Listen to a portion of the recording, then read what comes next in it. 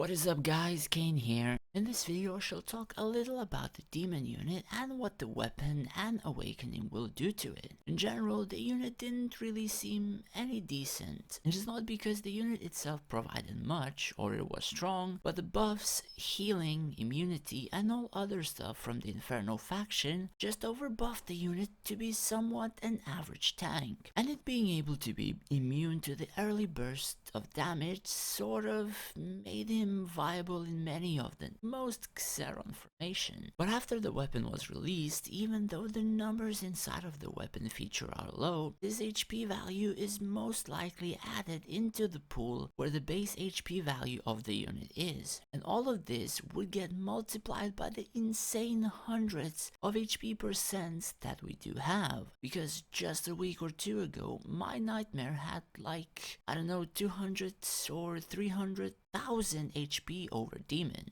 And no, I do not mean that rosters did help with this. Both of these units are in the same pool even for the rosters. I believe my demon had like 1.8 million while my nightmare had somewhere between 2 and 2.1 million HP. Personally, I think Awaken and Weapon at 4-star, Demon should pretty much come back to the meta as one of the stronger tanks in the game. Even now he's able to tank almost 2 lines for me if the damage dealers are not insane bursts, such as Naga, Awaken Hydra, and I have not tested the Red Dragon yet, but it can pretty much tank quite a lot.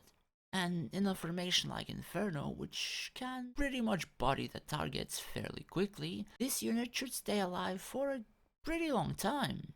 It is unfortunate that he doesn't provide much for the team, apart from just itself. But I think this tank should at least last half a year, up to a year.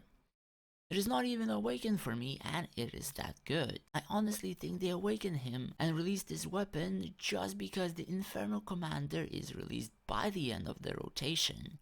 Meaning, most likely he is one of the last or the last. The emblems I would advise would be Successor's Legal Principles. I tried testing Ominous and even the 4 nearly perfect Ominous that I have at +3 and it just performs worse than just 4 base Legal Principles. I'm not sure whether he needs to have more HP for it to be effective or the Chinese servers used it because of the Ominous emblem being free to be acquired. And Demon is one of those units you do not want to spend diamonds on. While Successor's Legal Principles was a paid emblem in the Chinese servers, meaning you spend like 10 to 20,000 diamonds just to get it from Lucky Snatch for a base 4x set, or buy with money, which in both cases it kind of costs a lot to put on such a unit, and upgrading such emblems would even cost more for them. Unsure really of the reason, but my advice would be Successor's Legal Principles as the first priority and then damage reduction per faction unit deployed as the second one. This could also be pretty decent and unfortunately you can only put on 4x of these two. In terms of the weapon, I believe the maximum I will raise is to 4-star on the Awaken of the weapon and +80 on the leveling part of the weapon. Reason is, like, you do not really need to reduce the dodge of the enemy because most people do not play Inferno in almost all the servers. I mean, that at the moment could be pretty different for new servers because the whales can get literally a decked out Inferno on day 1, but in many others the dodge debuffs kinda lose their value, since Inferno is the only faction that is able to use such a mechanic to its decent extent, and instead just stash your materials for whenever a new thing appears.